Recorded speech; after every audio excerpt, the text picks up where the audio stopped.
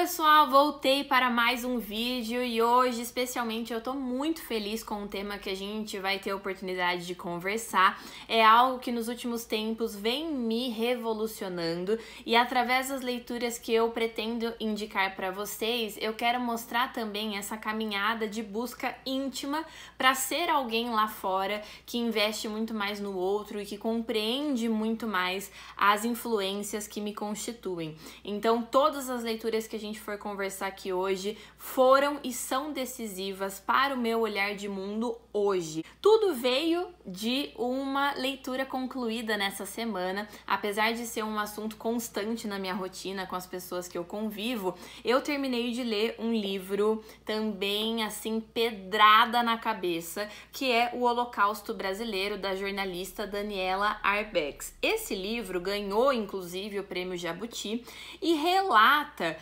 os hospitais psiquiátricos que existiam no Brasil no século XX. Alguns deles ainda existem, mas com uma estratégia completamente diferente.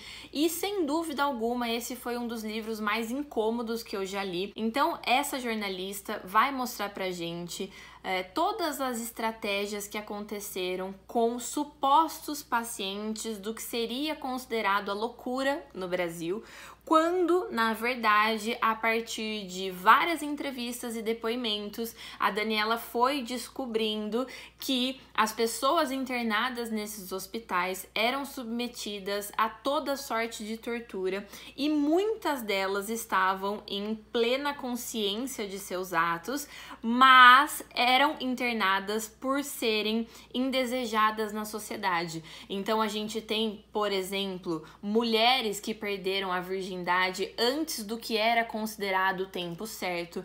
A gente tem homossexuais, negros, indigentes, mulheres que, por exemplo, estavam envolvidas em heranças de família e para serem tiradas de cena eram também internadas. Mas o assunto do vídeo de hoje não é enfocar nesse livro e sim falar sobre as vozes que são cotidianamente silenciadas. E, em principal, recortar uma discussão que eu gostaria muito que a gente pensasse juntos, que é: quando nós temos a oportunidade de acessar e concluir a escola básica, é um dos momentos em que muitos de nós entramos em contato com a historiografia. O que eu quero dizer com isso? Várias pessoas em outras etapas da vida não têm tantas oportunidades de ler livros historiográficos que contem sobre momentos da história narrados por historiadores diferentes. A gente tem uma produção de material didático no Brasil que muitas vezes privilegia a história hegemônica e muitas são, as situações em que as pessoas só sabem sobre esse passado a partir dessa única linha de raciocínio. E isso é responsável tantas vezes por compor na nossa sociedade uma série de estereótipos, já que a gente não teve outras chances de conhecer, buscar, investigar narrativas que simultaneamente a essa história hegemônica foram sendo silenciadas, foram sendo ignoradas, porque elas não narravam o mesmo poder dessa outra narrativa que nos é ensinada. Um livrinho, gente, que é muito pequeno, mas capaz de explicar isso com a maior profundidade e força é esse livrinho da Chimamanda, que na verdade faz parte de uma palestra que ela fez, que se chama O Perigo de uma História Única. Gente, o livro é muito pequeno, mas assim, ele é um divisor de águas. Aqui, a Chimamanda vai falar justamente sobre essas narrativas que são ignoradas por uma narrativa que é considerada, por uma série de relações de poder, a narrativa principal, a narrativa hegemônica da história que nos baseia. E aqui a Chimamanda fala sobre o ponto específico dos estereótipos, como a gente percebe as culturas que não são as nossas por meio de uma série de conceitos, já que a gente desconhece o que essas culturas de fato representam e o que elas escreveram sobre a sua própria história. Então, nesse momento, eu acho um período histórico muito sensível a isso, porque a gente tem a linda oportunidade de tornar isso um tópico, de fazer com que nós, como cidadãos, busquemos essas outras vozes que por tanto tempo foram silenciadas. E a maneira da gente fazer isso é uma maneira também a partir da arte, né? Através dos filmes, através das séries, através da literatura, mas também por meio de livros de não ficção. Então aqui eu vou indicar para vocês algumas leituras que me compuseram nesse raciocínio. Não deixem passar esse livrinho da Chimamanda, eu acho que é uma ótima introdução para compreender esse processo. E o livro da Daniela também atende a essa expectativa de uma forma brilhante, porque é um livro jornalístico sobre um episódio da história do Brasil, mas um episódio que não está na história oficial. Então a gente tem que buscar a história por trás da história. Inclusive, isso é o título de um dos capítulos desse livro, em que a Daniela explica como que surgiu a necessidade profissional de narrar esses episódios. E ela vai dizendo como várias outras pessoas, vários outros jornalistas tiveram que ir abrindo esse caminho por meio da fotografia, por meio de pequenas reportagens, e foi nessa pesquisa que ela conseguiu juntar as pecinhas e trazer uma obra um pouco mais completa. Cada um dentro da sua profissão, cada um dentro das suas convicções, podemos sim começar a ouvir aquilo que é considerado sussurro, quando na verdade é um grito emudecido por muitos anos de história que não é contada. E aí a gente pode sim encontrar na nossa rotina, dentro dos nossos hábitos, formas de tornar esses sussurros, esses supostos sussurros, uma maneira de escuta, uma maneira de relevância, uma maneira de deslocamento. A grande proposta desse livro é a gente pensar juntos em formas de deslocar a história que é contada como a única versão. E aqui é um ponto fundamental. Não significa que aquilo que nos baseia por meio de tanto esforço, de tanto conhecimento dos professores de história que nos passam a sabedoria que eles ajudaram também a construir, né? Não significa que isso deve ser menosprezado ou deve ser desconfiado. Ao contrário, a gente tem que propor o diálogo de vozes. E aqui também a gente traz um parênteses fundamental igualmente, que é a questão de trabalhar a formação desses professores, né, que muitas vezes é precarizada, não por culpa deles, mas por culpa de um sistema que não valoriza a formação acadêmica do professor, que já tem diariamente que ser minimizado na sua rotina de trabalho. Quando um professor tem a possibilidade de acessar uma boa formação, é possível que ele tenha também a chance de encontrar outras narrativas, de encontrar outras vozes, ele vai entender as ferramentas didáticas para trazer isso para a sala de aula e ele próprio não fica refém dessa narrativa hegemônica. Outra pessoa que eu acho que assim é muito fundamental nesse processo todo e que me influencia muito como leitora é a Eliane Brum. Então, se vocês querem sentir essa percepção, não deixem também passar esse nome. Eu trouxe para vocês aqui o livro chamado A Vida que Ninguém Vê, que é um livro essencial em que cada capítulo a Eliane Brum dá voz para pessoas que são invisíveis, né, por essa rotina de poder que a gente acaba impondo. Então essas pessoas, elas têm voz nesse livro e a Eliane Brum vai buscar justamente quem a gente ignora, numa escrita belíssima. Qualquer livro da Eliane Brum é perfeito, gente. Não deixem de se permitir atravessar por essa pessoa tão brilhante, por essa pessoa tão sensível, tão sagaz do nosso jornalismo brasileiro.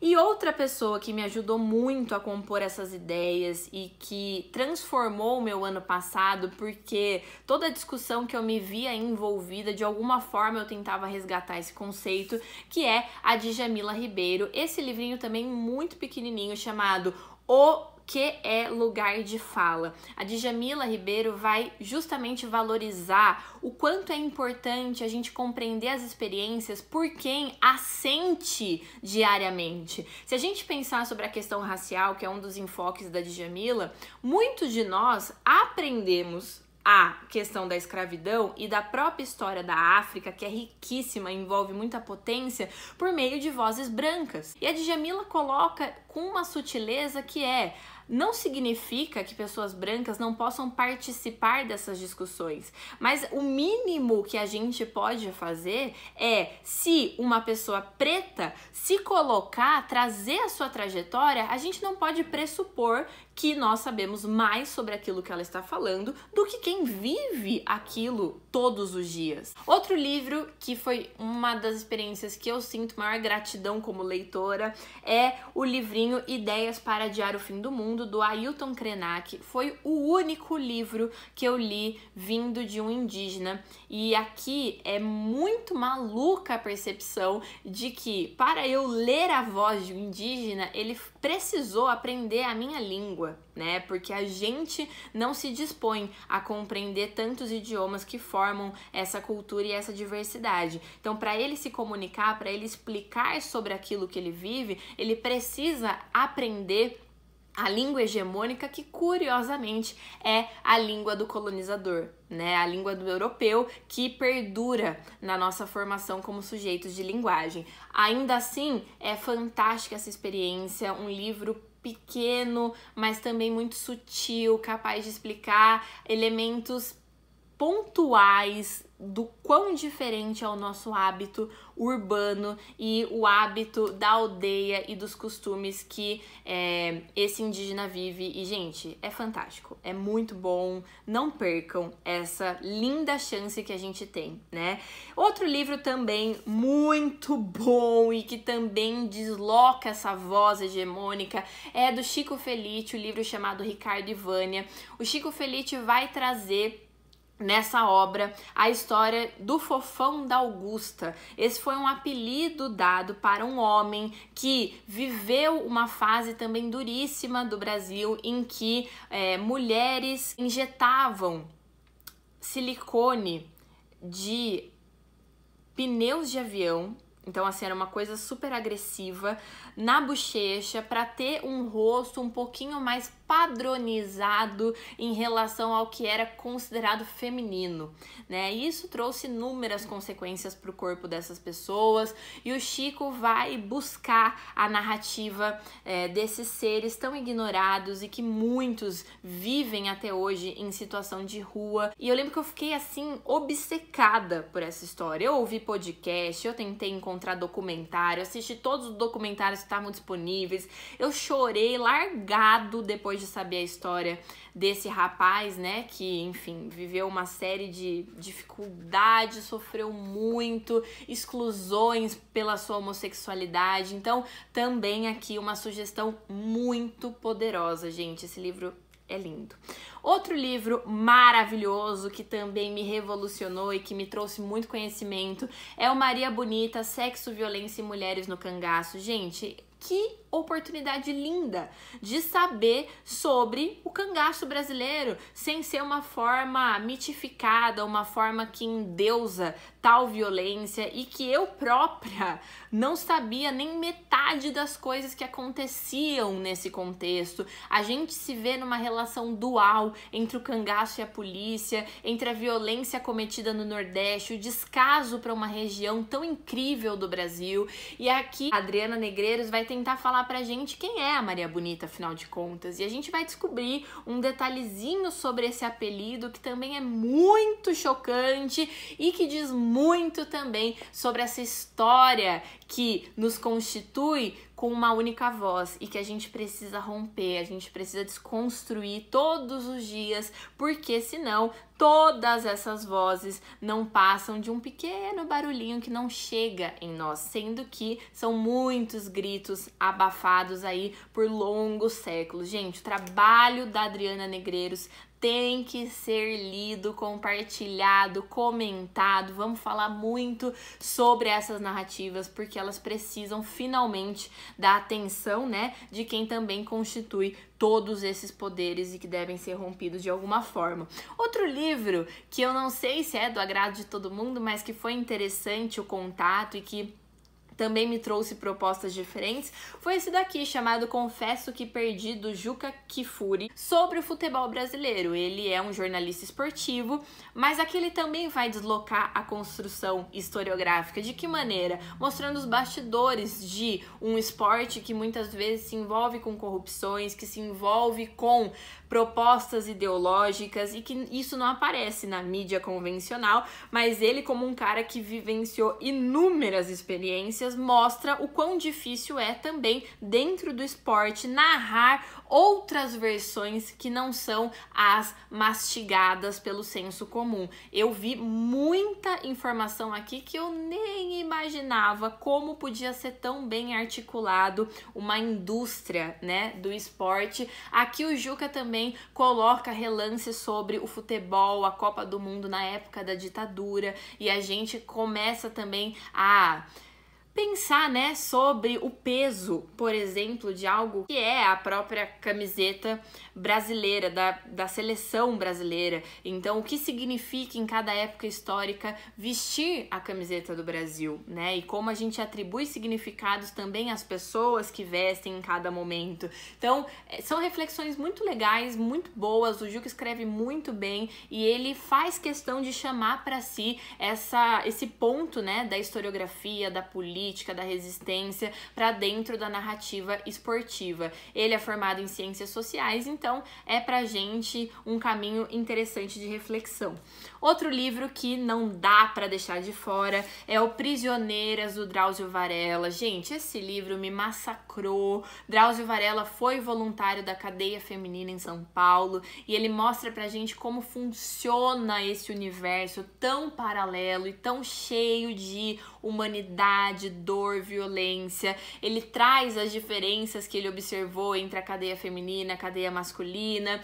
É um relato riquíssimo, não dá para parar de ler também, a gente engole isso daqui e sai desse livro com um olhar de mundo diferente. A gente é outro, e eu acho que essa é a grande maravilha, né, de entrar em contato com a arte, ser outro, ser outra versão de si, né? Uma versão em aberto, uma versão que tem tantos caminhos, tantas riquezas. Então, gente, esse livro não dá, é muito bom. Drauzio Varela acabou comigo. Outro livro, gente, que olha, quem convive comigo sabe o quanto isso aqui me devastou e o quanto eu ainda não superei essa história, que é O Olho Mais Azul, da Toni Morrison. Gente, assim, um dos livros mais sensíveis que eu já li na vida, sem dúvida alguma. Esse livro é escrito por uma pessoa que sente, que enxerga, que respira o mundo de um jeito diferente. Não é um ser humano que vive de forma banalizada, gente. Toni Morrison chama a questão racial como um enfoque, mas de um jeito que eu nunca tinha lido antes. É um negócio avassalador a escrita dessa mulher, gente. E o título, a explicação do título no meio da história, gente, eu chorei. Eu passei mal lendo esse livro. É muito bom. E eu coloco esse exemplo aqui na nossa discussão porque ela traz a vivência de uma menina negra, narrada por uma mulher negra, sabe? Então, olha que contato mais rico para entender a dor do racismo, para entender a relevância de falar sobre isso. Gente, é necessário ler esse livro, de verdade. Eu tenho certeza que vocês vão se sentir presenteados e não vão conseguir encarar aquilo que nos baseia da mesma forma após uma leitura como essa.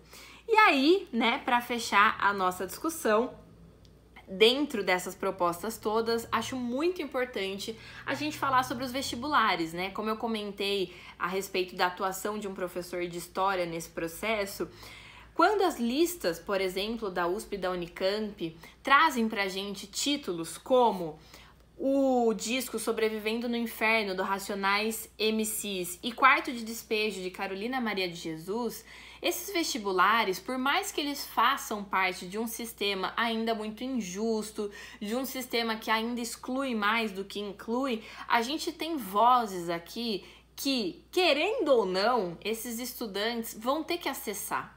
Vão ter que sair da sua zona de conforto para encostar, para entender, para ouvir. Aquilo que era tão somente silêncio começa a ser necessário. E esse é um passo fundamental para a gente contestar a hegemonia, né? A única voz que nos forma como cidadãos até então. Então são duas obras que também possibilitam esse acesso a informações diversificadas. E para fechar, pessoal, queria mostrar para vocês o que eu considero o meu livro favorito da vida. Juro, ainda não consegui colocar outro nesse posto, que é o livro As Viagens de Gulliver. Gente, esse livro, quando a gente pensa nele, e eu acho que é o pensamento de muitas pessoas, porque eu pensava assim antes de ler, é só a história do gigante, porque, enfim, eu li esse livro, uma adaptação na escola, tem o filme, e a gente acha que se resume a isso. Esse livro é muito mais do que esse estereótipo, é um livro que fala sobre pontos de vista, é um livro que fala sobre costumes, que fala sobre desigualdade, sobre interação cultural, é um livro que mostra a pequenez da humanidade e a prepotência que a gente se reveste diariamente. É fantástico, é um livro bem escrito, reflexivo. Cada página desse livro a gente tira uma série de possibilidades de discussão. Então se deem oportunidade para ler esse livro, e eu acho que ele nos convida a sermos o que o Gulliver vive nessa história. A cada momento um pouquinho diferente. Então, muitas vezes nós seremos pequenos. Outras vezes nós teremos as nossas experiências para dividir e para colocar ali como uma voz um pouquinho mais alta, né? Não no sentido de hierarquia, mas num sentido de que cada um merece ser ouvido, né? Merece ter atenção. E a diferença é essa, não é um grupo que merece falar e todo o resto ouvir, mas todos serem de alguma forma considerados sob a perspectiva da humanidade. E por sermos humanos, a gente tem esses graus diferentes em cada cenário, em cada contexto. Se numa ilha como Gulliver ele é alto, na outra ele é pequeno, na outra ele desconhece tudo, na outra ele consegue se comunicar, na outra ele tem que aprender a língua e reaprender a se comportar, porque aquilo que era certo para ele é desrespeitoso para o outro nesse outro contexto. Então é um livro muito rico e que eu acho que nos possibilita, né, reforçar essa discussão sobre a necessidade da gente ouvir as vozes que estão ao nosso redor, mas que nunca tiveram a oportunidade de serem escutadas porque nós fomos ensinados a ignorá-las. E só para concluir, eu terminei de ler também nessa semana no Kindle o livrinho do Lázaro Ramos, que é o Na Minha Pele. Esse livrinho também foi uma leitura deliciosa, ele escreve super bem, traz discussões incríveis, e num dos trechos do livro, o Lázaro Ramos traz pra gente o exemplo de um mito do candomblé, em que as pessoas andariam, né, com um espelho sempre junto delas, porque o espelho seria capaz de mostrar o passado continuamente, e através do passado as pessoas teriam um significado, uma composição sobre elas mesmas. Até que um dia esse espelho cai no chão, quebra em vários fragmentos, e aí a grande ideia disso é que quando o espelho cai no chão, cada pedacinho de espelho é um pedaço da verdade. O que a gente acredita que seja a nossa verdade, um espelho completo que reflete um único ponto de vista, não é honesto para o mundo que a gente compartilha. Quando esse espelho cai e vários pedacinhos se formam, cada um desses pedacinhos reflete uma cena, uma paisagem, um ponto de vista, e é isso que nos constitui. Então que a gente possa nos formar a partir dessa perspectiva de espelhos quebradinhos, que cada um nos oferece uma cena de um mundo que é muito mais do que as nossas únicas convicções. Esse é um vídeo muito importante na minha trajetória como leitora, na minha trajetória como mulher, e eu espero que eu chame vocês de algum modo para que vocês também se sintam mais íntimos desse processo todo de desconstrução. Muito obrigada pela companhia, pessoal, boas leituras e até a próxima!